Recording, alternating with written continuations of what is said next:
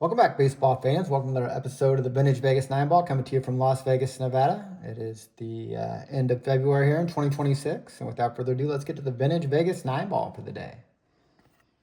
And the first card is a Doyle Alexander. And here he is in spring training here in that wind-up pose. Of course, he doesn't have a ball there. He's just in the wind-up, just with his hand there, and the palm trees in the background.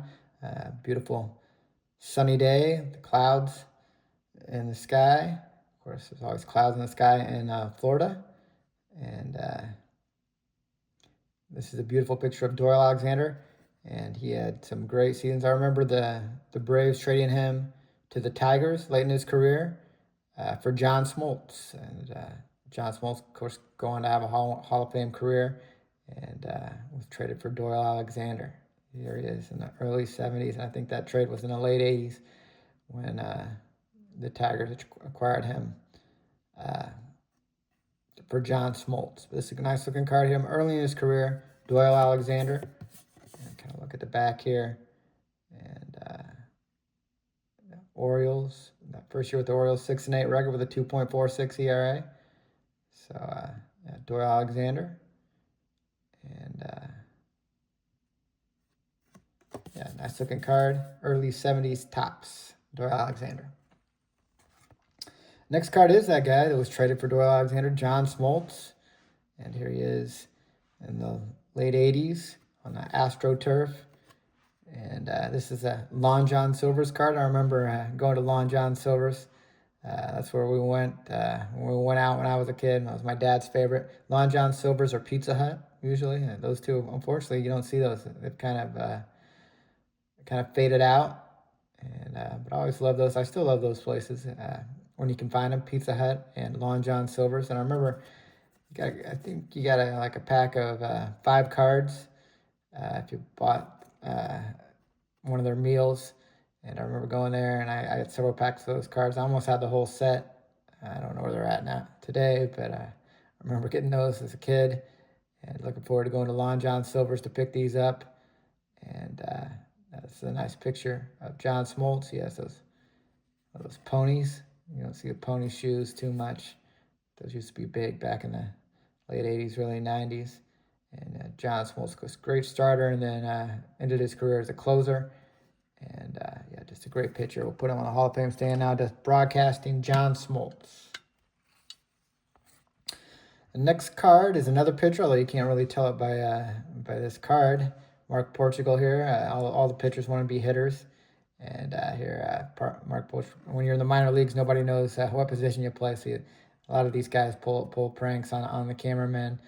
They just tell them they're a hitter when they're actually a pitcher. But Portugal, I remember had some good seasons in the big leagues for the Astros and the Giants. I remember him pitching for.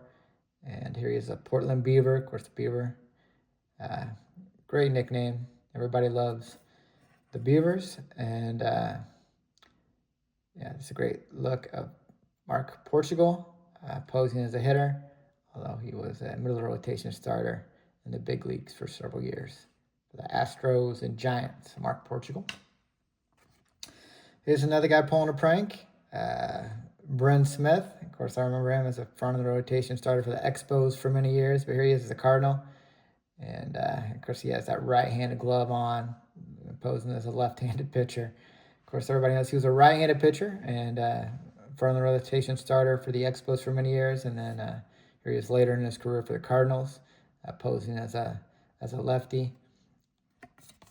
And look at that ERA, career totals, 3.28 ERA, and an 81-71 win-loss record. And Brent Smith, always enjoyed watching him pitch. Front of the rotation starter for the Expos for many years. Here he is with the Cardinals. Next card is the Wizard. And this is the Wizard, the 3 of Hearts. And of course, we love these cards here in Vegas. Baseball Aces, 1993, made by the Bicycle Company. And Bicycle playing cards, big time pay them and Hoyle. And yeah, here the Wizard is. Looks like spring training complex. down in Florida for the Cardinals. And here the wizard is, the 3 of hearts. We'll put him on the Las Vegas stand for the 3 of hearts here in Las Vegas. Next card is a Frank DiPino, Ono DiPino, I used to call him. He was a left-handed pitcher, come in for the Cubs, and yeah, I remember him being ineffective. We used to always call him Ono DiPino when he came in out of the pen.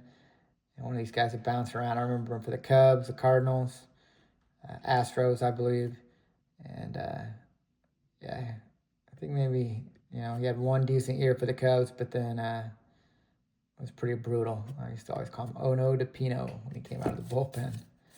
The Cubs never had any good left-handed pitchers, and he was one of these left-handed specialists.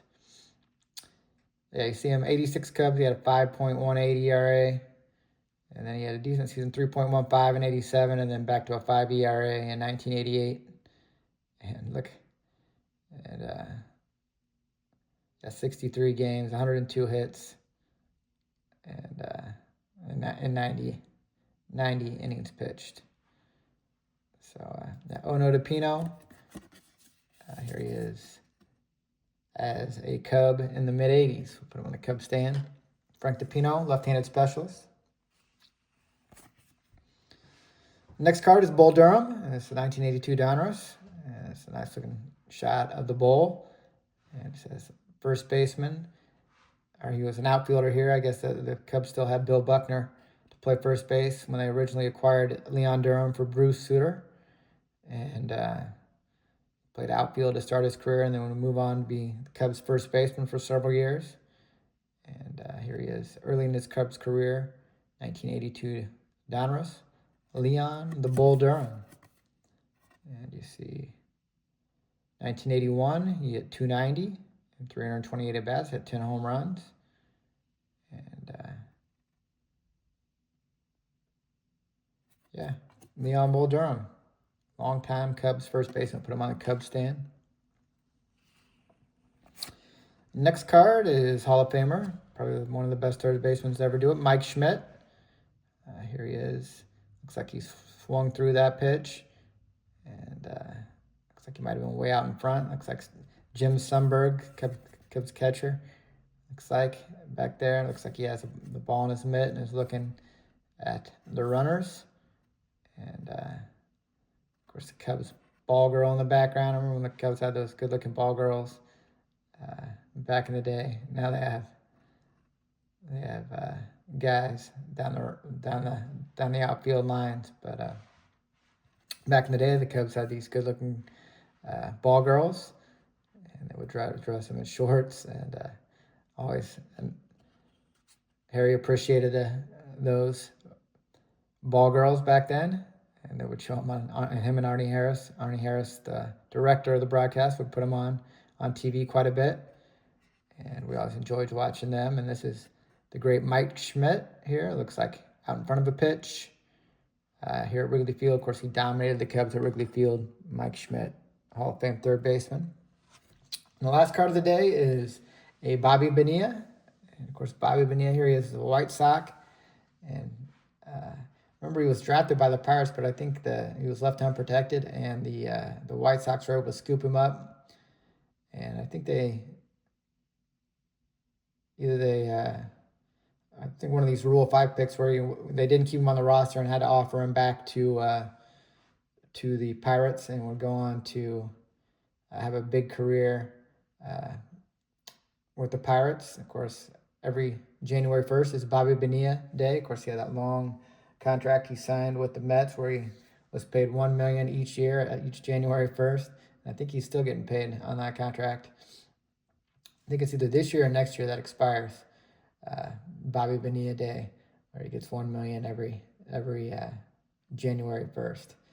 He had a big, long career for the Pirates, and later on the Mets.